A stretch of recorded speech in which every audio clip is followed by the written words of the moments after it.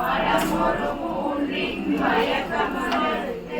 ஒன்பது வாயில் ஒரு மந்திரத்தால் ஐம்புல கதவை அடைப்பதும் காட்டி